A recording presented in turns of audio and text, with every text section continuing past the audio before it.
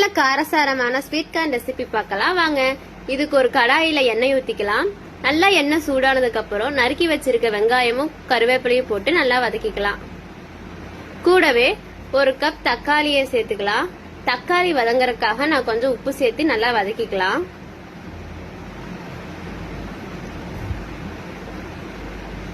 நல்லா தக்காளி வதங்கினதுக்கு அப்புறம் இதுக்கு தேவையான மசாலாவை சேர்த்துக்கலாம். இன்னைக்கு நான் மிளகாய் தூளும் மிளகுத்தூளும் எடுத்திருக்கேன். உங்க காரத்துக்கு ஏத்த மாதிரி நீங்க இந்த மசாலாவை ஆட் பண்ணிக்கலாம். கூடவே கொஞ்சம் கொத்தமல்லி இலையும் தூவிக்கலாம்.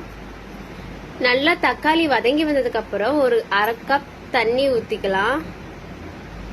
தண்ணி ஊத்தி நல்லா கிளறி விட்டுக்கலாம். இப்போ நம்ம வேக வச்சு எடுத்துருக்க ஸ்வீட் கார்னை உள்ள சேர்த்து ஒரு 2 நிமிஷம் அடுப்பை நல்லா லோ ஃப்ளேம்லயே வச்சு நல்லா கிளறிட்டே இருந்தோம்னா நமக்கான ஸ்வீட் கார்ன் ரெசிபி ரெடி.